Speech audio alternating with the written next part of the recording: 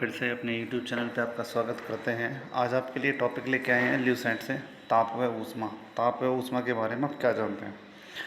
तो ताप व ऊष्मा जो होती है आपकी, इसमें ताप या फिर तापमान होता है, यानी कि टेम्परेचर इसको कहा जाता है।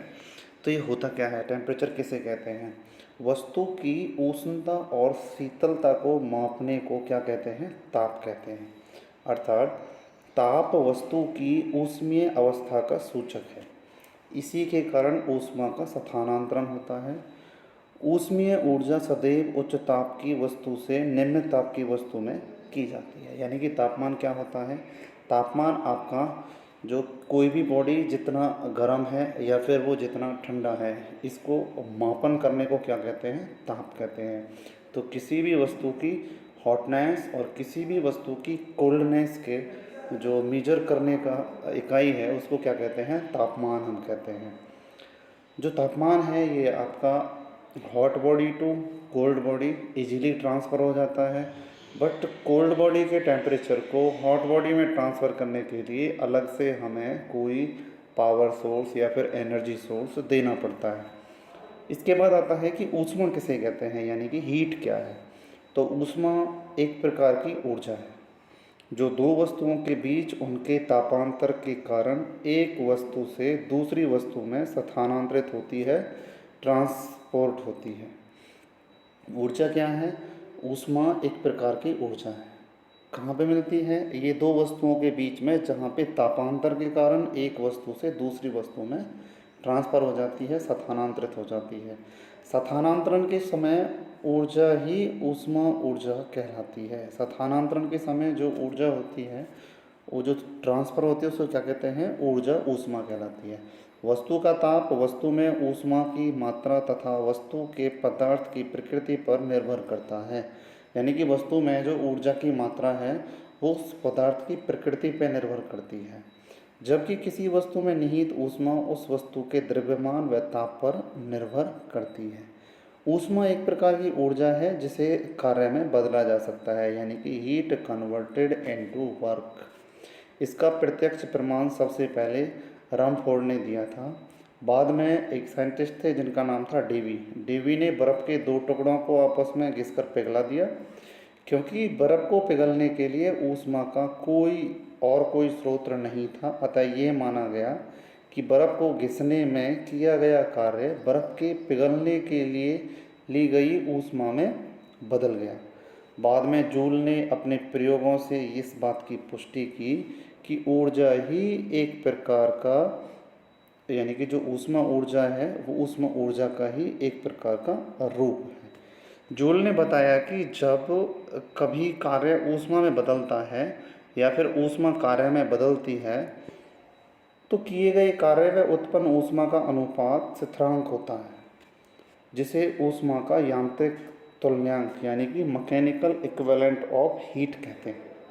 इसको किससे सूचित करते हैं, रिप्रेजेंट करते हैं? तो जूल से रिप्रेजेंट करते हैं।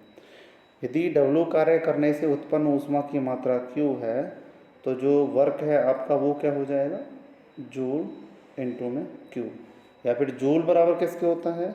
ये अनुपात होता है वर्क का अपॉन में heat, W upon Q। W work और Q क्या होता है? आपका हीट होता है। J का मान कितना होता है? तो जो J का मान है ये होता है आपका 4.186 जूल पर कैलोरी, या फिर ऐसे भी कह सकते हैं 4.186 इंटू 10⁻7 अर्ग पर कैलोरी होता है। तो ये जूल का मान होता है। जूल को अगर यांत्रिक कार्य में किया जाए तो उत्पन्न ऊष्मा की मात्रा कितनी होगी? 1 किलो कैलोरी उत्पन्न ऊष्मा की मात्रा होगी। यदि 4146 जूल का यांत्रिक ऊर्जा में कन्वर्ट करें, यानी कि मैकेनिकल एनर्जी यानी मैकेनिकल वर्क में इसको हम कन्वर्ट करें, तो उत्पन्न ऊष्मा की मात्रा 1 किलो कैलोरी होगी। अब क्वेश्चन आता है कि ऊष्मा के प्रभाव क्या होते हैं? तो भौतिक परिवर्तन किसे कहा जाता है? किसी वस्तु या ऊष्मा के प्रभाव से उसके भौतिक के संरचना या फिर रंग, रूप, आयतन, ताप एवं अवस्था में परिवर्तन होना, ये क्या होते हैं? आपके भौतिक परिवर्तन होते हैं। जब किसी वस्तु में या उसकी ऊष्मा के प्रभाव में भौतिक संरचना भौतिक संरचना में जो बदलाव आते हैं, जैसे रंग में बदलाव आना, रूप में बदलाव आना, आयतन में बदलाव आना, ताप में बदलाव आना, अवस्था में परिवर्तन होना, तो ये होते हैं। इसका एग्जाम्पल क्या है? ताप में परिवर्तन, सभी वस्तुओं को गर्म करने पर उनका तापमान बढ़ जाता है।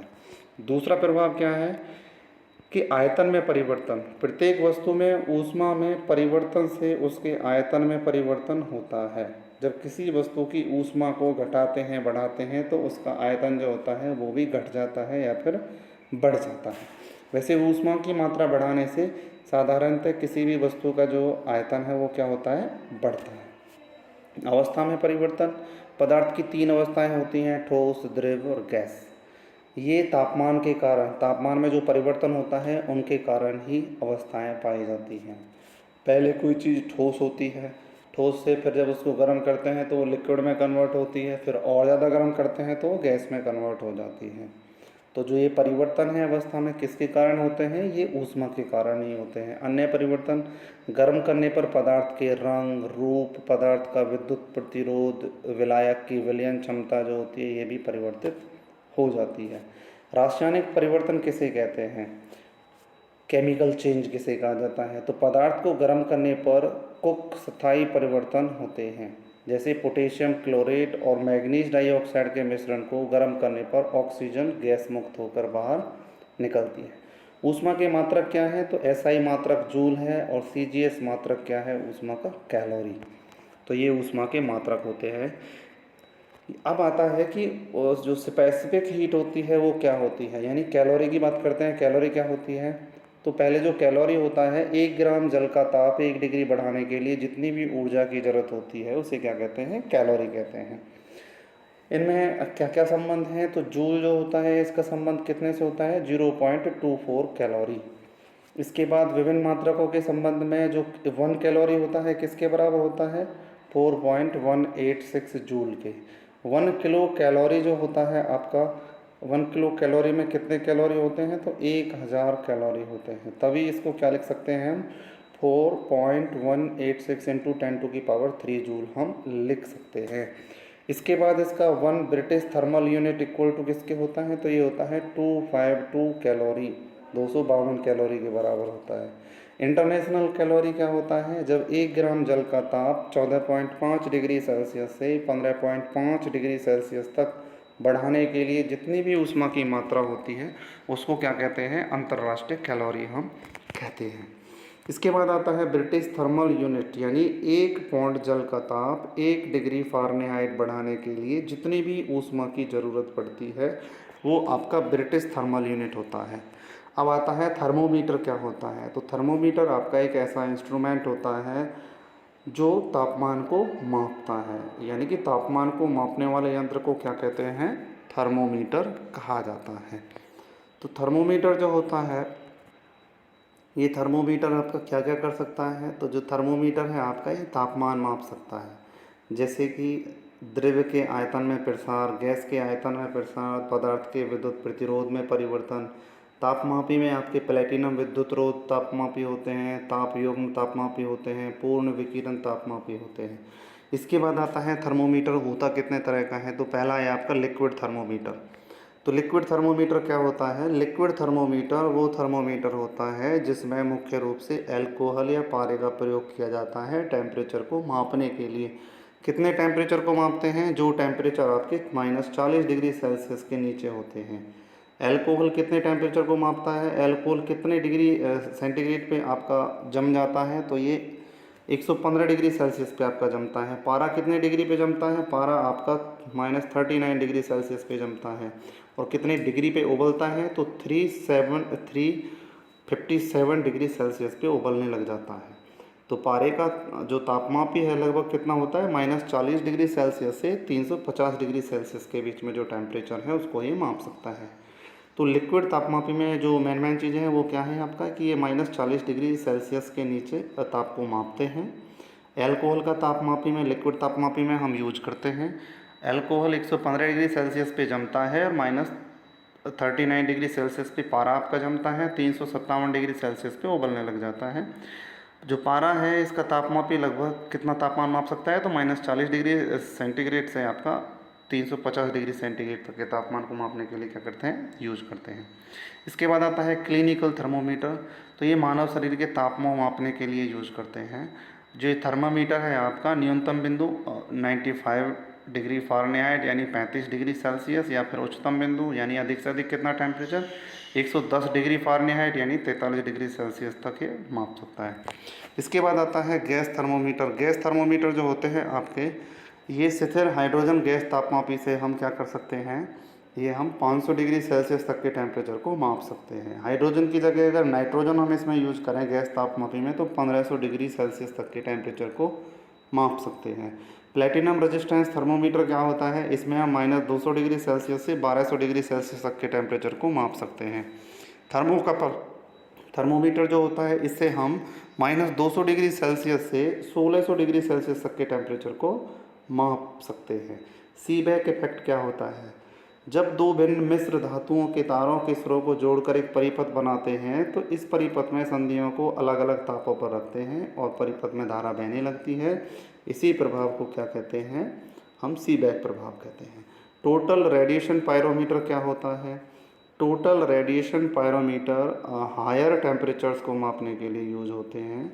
जैसे दूर स्थित वस्तुएं जैसे सूर्य आदि के तापमान को मापने के लिए क्या यूज करते हैं, टोटल रेडिएशन पायरोमीटर का यूज हम करते हैं। इसका रेंज क्या है आपका, इससे 800 डिग्री सेल्सियस से ऊंचे तापमान आसानी से मापे जा सकते हैं, लेकिन 800 डिग्री सेल्सियस से कम ताप वाले जो आपके टेम्परेचर हैं वो इससे हम नहीं माप सकते। इसके बाद आता है स्केल ऑफ टेम्परेचर मेजरमेंट, कि टेम्परेचर मेजरमेंट तापमान के पैमाने क्या हैं। तो इस मापन के लिए हम दो निश्चित बिंदु निश्चित करते हैं। जैसे एग्जाम्पल के तौर पे पिघलते हुए बर्फ़ के ताप को हिमांक तथा पारे के 760 मिलीमीटर दाब पर उबलते हुए शुद्ध जल के ताप को क्या कहते हैं, भाप बिंदु कहा जाता है। तो टेम्परेचर किस किस में होता है, सेल्सियस में भी माप सकते हैं, फ़ारेनहाइट में, ट्यूमर में, केल्विन में, रैंकाइन में, ये सब ताप पैमाने हैं। तो सेल्सियस में क्या होता है, इसमें हिमांक को 0 डिग्री सेल्सियस से भाप बिंदु 100 डिग्री सेल्सियस तक अंकित किया जाता है और इनके बीच की दूरी कितनी होती है, 100 बराबर भागों में बांटी जाती है। प्रत्येक भाग को 1 डिग्री सेल्सियस हम कहते हैं। फ़ारेनहाइट पैमाना क्या है, इसमें जो हिमांक है वो 32 डिग्री फ़ारेनहाइट तथा भाप बिंदु जो होता है 212 फ़ारेनहाइट में अंकित किया जाता है। इनके बीच की दूरी कितनी होती है, दो बिंदु के बीच की दूरी 180 बराबर भागों में बांटी जाती है और एक भाग को हम 1 डिग्री फ़ारेनहाइट कहते हैं।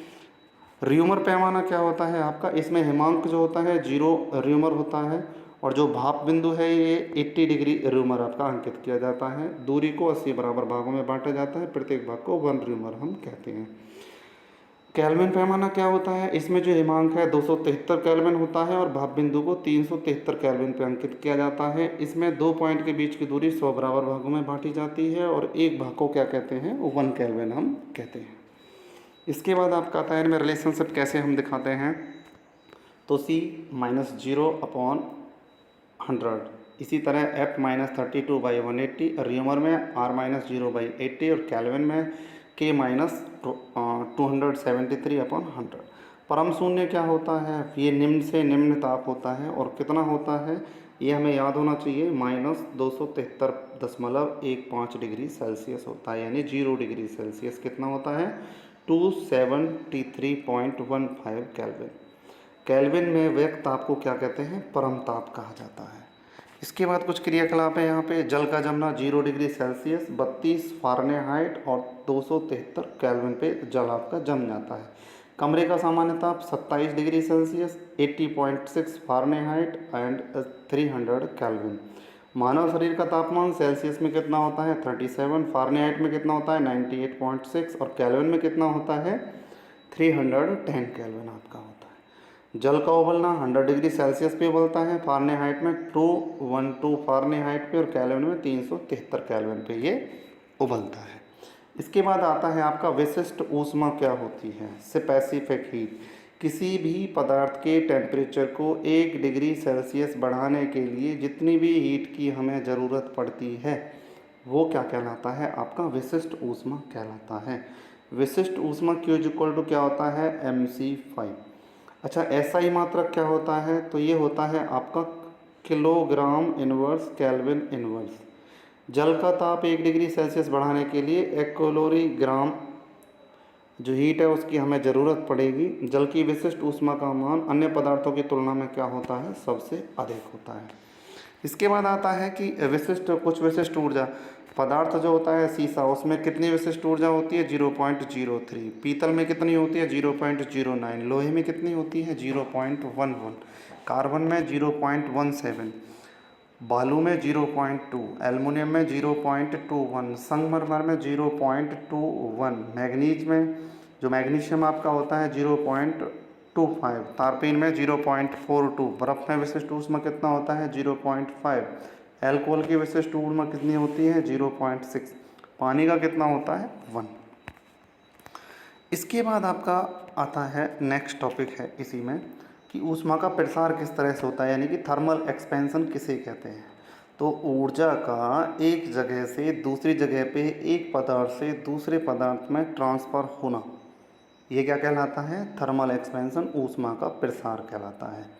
जैसे पानी 0 डिग्री सेल्सियस से 4 डिग्री सेल्सियस के बीच, सिल्वर आयोडाइड 80 डिग्री सेल्सियस से 140 डिग्री सेल्सियस के बीच तापमान बढ़ाने पर इसका संकुचन होता है। इसी तरह बहुत से गैस होते हैं द्रव्य और ठोसों में प्रसार नहीं करते हैं। इसमें आपका जो रेखीय प्रसार का गुणांक है वो क्या होता है, लंबाई में वृद्धि बटे में मूल लंबाई इंटू में ताप में वृद्धि, इसको कहते हैं थर्मल एक्सपेंशन। Thermal expansion. इसके बाद आता है कोफिशिएंट ऑफ सुपरफिशियल एक्सपेंशन किसे कहा जाता है। तो कोफिशिएंट ऑफ सुपरफिशियल एक्सपेंशन का मतलब होता है प्रति डिग्री सेल्सियस तापमान चढ़ने पर किसी वस्तु के इकाई क्षेत्र में जो प्रसार होता है उसे क्या कहते हैं, कोफिशिएंट ऑफ सुपरफिशियल एक्सपेंशन कहा जाता है। इसके बाद क्वेश्चन आता है कि कोफिशिएंट ऑफ क्यूबिकल एक्सपेंशन क्या है। प्रति डिग्री सेल्सियस तापमान बढ़ाने पर किसी वस्तु की इकाई आयतन में जो प्रसार होता है उसे क्या कहते हैं, आयतन प्रसार गुणांकम कहते हैं। फार्मूला क्या है, आयतन में वृद्धि अपॉन में मूल आयतन गुणा के ताप वृद्धि। अच्छा, इसका संबंध है तीनों में, क्षेत्रीय, रेखीय और आयतन प्रसार गुणांक में संबंध क्या है। तो पहला संबंध है alpha is equal to beta by 2 बराबर गामा बाई 3, या फिर beta is equal to 2 alpha, gamma is equal to 3 alpha, या फिर तीनों के रेशो में बात करें तो क्या संबंध है, alpha ratio beta ratio gamma समानुपाती होता है 1:2:3। जल का घनत्व 4 डिग्री सेल्सियस पे क्या होता है, सबसे अधिक होता है। घनत्व बढ़ना, आयतन, जब किसी भी द्रव्य को हम आयतन में बढ़ाते हैं तो वो 0 डिग्री सेल्सियस के बाद ही बढ़ना आरंभ होता है। जल के असामान्य प्रसार का दैनिक जीवन पर प्रभाव क्या होता है। ठंडे देशों में तालाब के जम जाने पर भी मछलियाँ जीवित रहती हैं। ठंडे देशों में तालाब के जम जाने पर मछलियाँ जीवित रहती हैं क्योंकि जल के जमने की क्रिया ऊपर से नीचे की ओर होती है। इस कारण तालाब का ऊपरी भाग जम जाता है और निचले वाले भाग में 4 डिग्री सेल्सियस पर जल अवस्था में रहता है, जिससे मछलियाँ जीवित रहती हैं। जाड़ों की रात में पाइप फट जाते हैं, इसका क्या कारण है। क्योंकि अधिकतर द्रव्य जब ठोस रूप ग्रहण करते हैं वो सिकुड़ते हैं, किंतु पानी के साथ स्थिति इसके विपरीत है। पानी जमने के बाद सिकुड़ने की वजह फैलता है। यदि पानी 9 लीटर हो तो जमने के बाद 10 लीटर ठोस बर्फ़ में बदल जाता है। तो बर्फ़ बनने पर पानी का आयतन बढ़ जाता है, जिसके फलस्वरूप पाइप में आंतरिक दबाव सीमा से अधिक हो जाता है और पाइप आपका फट जाता है। इसके बाद आपके कुछ और इम्पोर्टेंट क्वेश्चन हैं इसी में। ऊष्मा का संरचनन क्या होता है, ट्रांसमिशन ऑफ हीट। तो हीट का एक स्थान से दूसरे स्थान पर जाना, एक जगह से दूसरी जगह जाना, तो ये क्या होता है, transmission of heat. Transmission of heat के कौन कौन से मेथड हैं, इंग्लिश में बोलें तो मोड ऑफ हीट ट्रांसफर। तो संवहन होता है, चालन होता है और आपका विकिरण होता है, कंडक्शन, कन्वेक्शंस एंड रेडिएशन। तो कंडक्शन क्या होता है, बिना स्थान परिवर्तन किए पदार्थ के ताप कण अपनी ऊष्मा अपने बगल वाले कण को दे देते हैं और वस्तु पूरी तरह गर्म हो जाती है। इसको क्या कहा जाता है, कंडक्टिविटी कहा जाता है। इसके बाद आपका आता है कंडक्टर। जिन पदार्थ में ऊष्मा आसानी से ट्रांसफ़र हो जाए, एक जगह से दूसरी जगह चली जाए, वो क्या होता है, कंडक्टर होता है। सभी धातु, अम्लीय जल और मानव शरीर ऊष्मा के अच्छे चालक हैं। बैड कंडक्टर्स कौन से होते हैं? जिन पदार्थों से ऊष्मा का चालन सरलता से नहीं होता है या बहुत कम होता है उन्हें कुचालक कहा जाता है। जैसे लकड़ी, कांच, वायु, गैस, सिलिका, कपड़ा, ऊन, रबर, ये सब ऊष्मा के कुचालक होते हैं। इसके बाद थर्मल इंसुलेटर क्या होते हैं? जो अपने में से हीट को पास ना होने दें। जैसे एबोनाइट्स, एस्बेस्टस, ये आपके थर्मल इंसुलेटर होते हैं। इसके बाद आता है आपका कन्वेक्शन क्या होता है? द्रव्यों और गैसों में ऊष्मा का संचरण संवहन के द्वारा ही होता है, तो इस विधि से ऊष्मा का संचरण संभव नहीं है। तो क्या करते हैं, इस विधि में गैस और द्रव्य के कण का गर्म भाग से ऊष्मा लेकर स्वयं हल्के होकर ऊपर उठते हैं, ठंडे भाग की ओर जाते हैं। इनका स्थान लेने के लिए पुनः ठंडे भाग से कण नीचे आ जाते हैं और इस तरह से जो तापमान है वो आपका ट्रांसफ़र हो जाता है। इसको कहते हैं कन्वेक्शन। जैसे किसी कंटेनर में हमने गर्म पानी रखा, अगर उसके ऊपर हम कंटेनर के ऊपर एक ढक्कन रख दें जो कि मेटल का है और उसके ऊपर कोई और हम अदर इक्विपमेंट या पानी वगैरह उसमें हम भर दें, तो हम देखते हैं कि जो पानी है वो भी साथ के साथ गर्म हो जाता है। तो ये क्या है? कन्वेक्शन है। एक गर्म लिक्विड को अगर किसी ठंडे लिक्विड के साथ मिला दें तो जो लिक्विड है वो दोनों क्या हो जाते हैं? गर्म हो जाते हैं। तो ये आपका कन्वेक्शन होता है। पृथ्वी का वायुमंडल संवहन विधि से ही गर्म होता है। पृथ्वी का वायुमंडल किस विधि से गर्म होता है? तो संवहन विधि से गर्म होता है। रेडिएशन क्या होता है आपका? विकिरण में ऊष्मा ले संचरण के लिए किसी माध्यम की आवश्यकता नहीं होती है, तो ऊष्मा निर्वात में भी संचरण होता है। यानी कि रेज के थ्रू जो हीट आपकी ट्रांसफ़र होती है वो क्या होता है? आपका रेडिएशन होता है। जैसे पृथ्वी तक सूर्य की ऊष्मा का विकिरण इसी विधि से पहुंचता है, तो पृथ्वी तक सूर्य की ऊष्मा का जो संचरण होता है वो किसके द्वारा होता है? वो रेडिएशन के द्वारा ही होता है। इसके बाद आपका क्वेश्चन आता है कि जो एस्किमो लोग बर्फ़ की दोहरी दीवारों के मकान में रहते हैं, इसका कारण यह है कि बर्फ़ की दोहरी दीवार के मध्य हवा की परत होती है जो ऊष्मा की कुचालक होती है, जिससे अंदर की ऊष्मा बाहर नहीं आ पाती। फलस्वरूप कमरे का ताप बाहर की ताप की अपेक्षा अधिक बना रहता है। इसके बाद आता है आपका कि धातु के प्याले में चाय पीना कठिन है जबकि चीनी मिट्टी के प्याले में चाय पीना आसान है। इसका क्या कारण है? क्योंकि धातु ऊष्मा का सुचालक होता है, इसके कारण चाय की ऊष्मा धातु के प्याले में गर्म हो जाती है, जिससे होंठ जलने लगते हैं और चाय पीना कठिन हो जाता है। चीनी मिट्टी की ऊष्मा के कुचालक होने के कारण ऐसा नहीं होता। इसके बाद आपका आता है कि समुद्री हवाएं और सतलीय हवाएं दिन के समय सूर्य की गर्मी से जल की अपेक्षा सतल जल्दी गर्म हो जाता है, जिससे सतल की हवाएं ऊपर उठती हैं। उनका स्थान लेने के लिए समुद्र की ओर से ठंडी हवाएं सतल की ओर बहने लगती हैं। इन हवाओं को समुद्री हवाएं कहते हैं। इसके बाद आपका आता है कि जो रेफ्रिजरेटर में पेटिका होती है उसको ऊपर क्यों रखा जाता है? इसका कारण है क्योंकि नीचे की गर्म वायु हल्की होने के कारण ऊपर उठती है, फ्रीजर पेटिका से टकरा के ठंडी हो जाती है। ऊपर की ठंडी वायु भारी होने के कारण नीचे आती है और रेफ्रिजरेटर में रखी वस्तुएं क्या हो जाती हैं? ठंडी हो जाती हैं। इसके बाद आता है कि बिजली के बल्बों में निष्क्रिय गैसों को भरा जाता है। इसका क्या कारण है? तो बिजली के बल्बों में निष्क्रिय गैसों को भरा जाता है। इसका कारण है क्योंकि बिजली के बल्बों में निर्वात के स्थान पर निष्क्रिय गैस यानी कि आर्गन भरी जाती है। इसका कारण यह है कि बल्ब में निष्क्रिय गैस भरने से तंतु की जो ऊष्मा संवहन धाराएं द्वारा चारों ओर फैल जाती है, जिससे तंतु का तापमान उसके गलनांक तक नहीं बढ़ पाता। ऐसा नहीं करने पर बल्ब का तंतु गलनांक तक बढ़ जाएगा, जिससे तंतु पिघल जाएगा। इसके बाद है बादलों वाली रात स्वच्छ आकाश वाली रात की अपेक्षा गर्म होती है। इसका कारण क्या है? क्योंकि स्वच्छ आकाश वाली रात पृथ्वी द्वारा छोड़ी गई विकिरण ऊष्मा आकाश की ओर चली जाती है। बादल ऊष्मा के बुरे अवशोषक होते हैं, अतः बादलों वाली रात पृथ्वी द्वारा छोड़ी गई विकिरण ऊष्मा आकाश की ओर जाने की वजह पृथ्वी की ओर लौट आती है, जिससे जो बादलों वाली रात है स्वच्छ आकाश वाली रात की अपेक्षा गर्म होती है। रेगिस्तान दिन बहुत गर्म तथा रात में बहुत ठंडे हो जाते हैं। इसका क्या कारण है? ऊष्मा जो रेत होता है ये ऊष्मा का अच्छा अवशोषक है और अच्छा अवशोषक होने के कारण ये ऊष्मा को उत्सर्जक भी होता है। अतः दिन में सूर्य की ऊष्मा को अवशोषित करके रेत गर्म हो जाता है, वहीं रात में अपनी ऊष्मा को विकिरण द्वारा खोकर ठंडा हो जाता है। इसके बाद आपका टॉपिक आता है कि न्यूटन का शीतलन का नियम क्या है। तो न्यूटन लॉ ऑफ कूलिंग क्या है।